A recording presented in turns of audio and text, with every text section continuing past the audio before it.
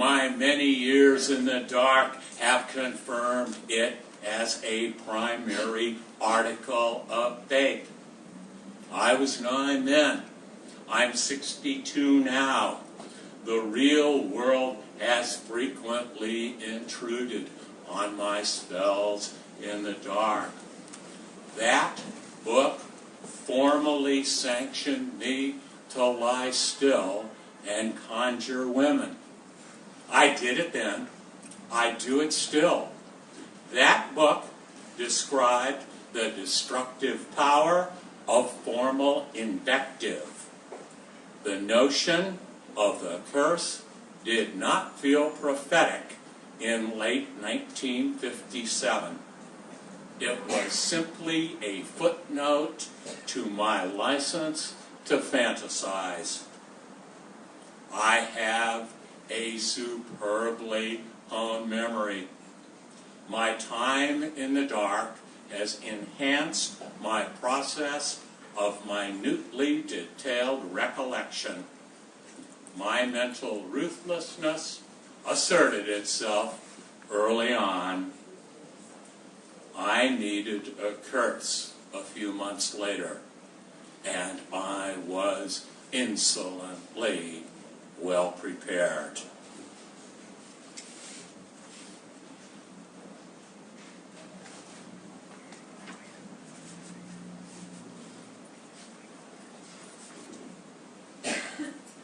I said, "You knew before I did. That's what gets me." She said, "You're saying that you always know before the woman does." Yes. It's called projection. It's why standard gender roles have remained in place for eons.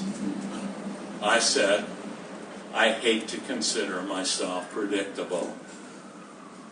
She said, "You're not.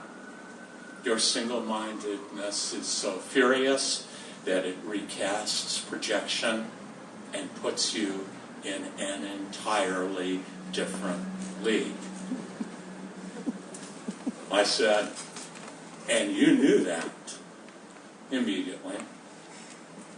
That first day we met, instantly." I said, "You were married. You had 2 daughters. When has that ever stopped you?" I said, "You might have considered it a pathologically ingrained pattern." Your pathology is possessed of grandeur. I appreciated that. I said, "I've always wanted a daughter." She said, "Yes, I know that. When did you figure it out?" "The second time I met you." I said, "A year later?" She paused and said, "Yes." I said, "We discussed daughters that time." "No, it wasn't the topic of discussion. It was your eyes." I said, "Divorce your fruit husband and marry me." She said, "Don't recycle your old married lover shtick." I said, "We aren't lovers." She said, "No, and we probably never will be." I said, "Shit, we're blowing our vibe. Could we please get back to you knew before I did?" She said, "I thought that is the only man I have ever met who is as love-hungry as me."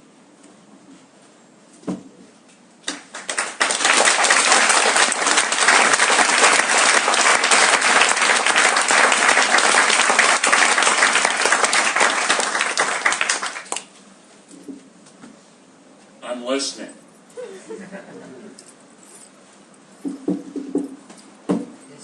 writing as cathartic as you make it sound? This man is waiting for the microphone. He's going to repeat the question. Excuse me. Is writing as cathartic as you make it sound? It's a fucking gas. I love it.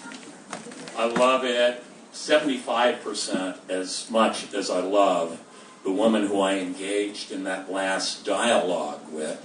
You might want to consider that. Is it finally cathartic? Is it an exorcism? In no way, shape, manner, or form. It begs the question of what do you write next that is even deeper and more profound?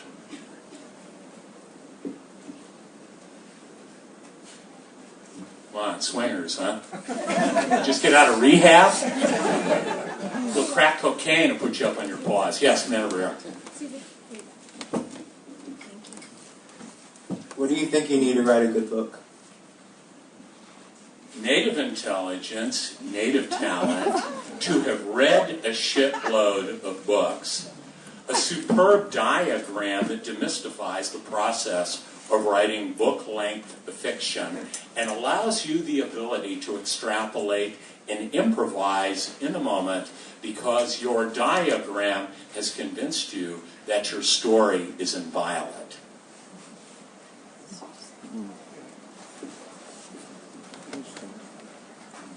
Yes? What happened to Big Pete? This man is talking about Big Pete Bondurant, the hero of American Tabloid. Did Christina mention Time Magazine's Novel of the Year, 1995? The tortured sequel, called 6000, does not appear in the third volume of the trilogy. Blood's a Rover. Big Pete, Barb Bondurant, his wife, and the cat, known only as the cat, are still alive in Sparta, Wisconsin. The cat is 53 years old and defies logic.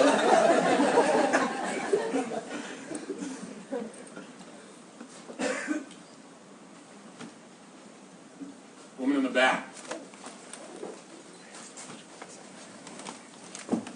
Hey, Melissa, how are you? Hey, James. How are you? What's shape? So Wolfgang read your book, as Yeah. soon as it was available. Right. And he was commenting to me, I haven't read the book yet, that it had a lot of mystical elements in it. That's correct. So I guess my question is have you found God? I have always been a Christian. This is my most devout expression of faith. God and I are tight. I talk to him a great deal. I spend many, many evenings alone when I'm not with the woman I had that colloquy with. I lie in the dark and I talk to God because the woman I had the colloquy with is the only woman I think about when I'm outside her purview.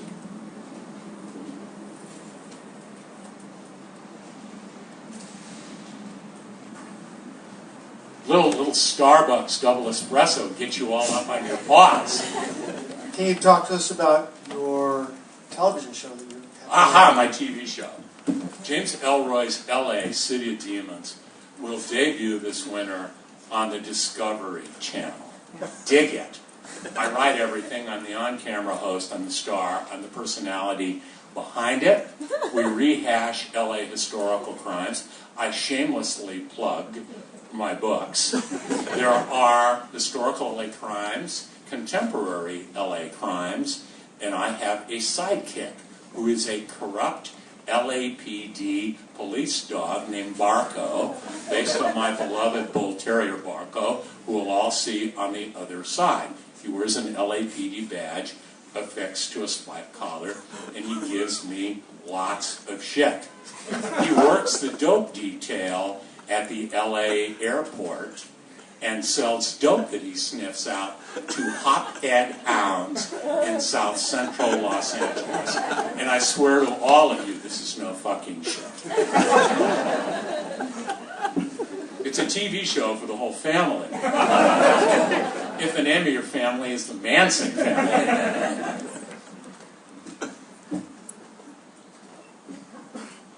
How do you propose we combat the decay of American culture? 1,000 copies of HILLIKER CURSE. You know what it gets you. 2,000 and 3,000.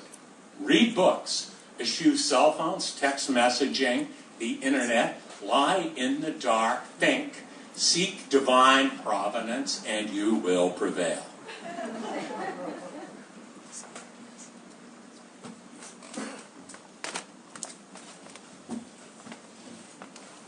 Based on your own experience and your observations, sort of encyclopedic as it is, of all other human nature, what would you suggest sort of would contribute most to being able to have a lasting relationship with another person? First, you have to go out and get the shit kicked out of you in the arena of love and gain wisdom. Then, in the course of being on the prowl, you must develop discernment, which is an eye, a soul, a heart, a libido for human character expressed in female form. It took me a very long time to find this woman. Yes? So have you found true love? You know damn well, because she's sitting next to you. I want to be sure. Yeah! Okay. Yeah! I'm a discerning motherfucker. I never said I was smart or a fast study, though. I just wanted to know what exactly has to happen for you to go from writing fiction to nonfiction memoirs. What is that moment that you're like, okay, this needs to be something different now? My first memoir, My Dark Places, which is the story of my mother's 1958 murder, hit me over the head, sideswiped me. It was a non sequitur. A friend of mine told me he would see my mother's murder file as part of a piece he was writing on unsolved homicides from the San Gabriel Valley. I wangled the opportunity to see the book. I wanted to write about the experience. Viewing the file, understanding intellectually the extent to which my mother's death had always formed me, always present. Viewing the file, it lodged in my bones. I was already a seasoned novelist. 11 novels behind me. My Dark Places is a memoir that only a seasoned novelist could have written.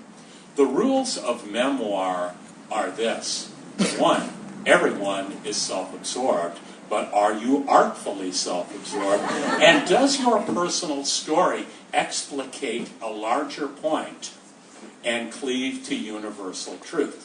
What is the universal truth, the big theme of this story? Misogynistic violence. What trumps it as a topic, and I didn't know this, in 1994, was the holy conjunction of men and women. It just took me 11 more years to figure it out. Then the form came to me. Yes, it's a memoir. It's also an autobiographical essay. Thus, you can't lie, you can't prevaricate in any way, but you can omit and emphasize to your heart's content, and you can describe events to you as they happened when you were younger, attribute meaning to them in the full flower of your maturity. Thus, the story of the woman I had the colloquy with runs neck and neck with the sacred conjunction of men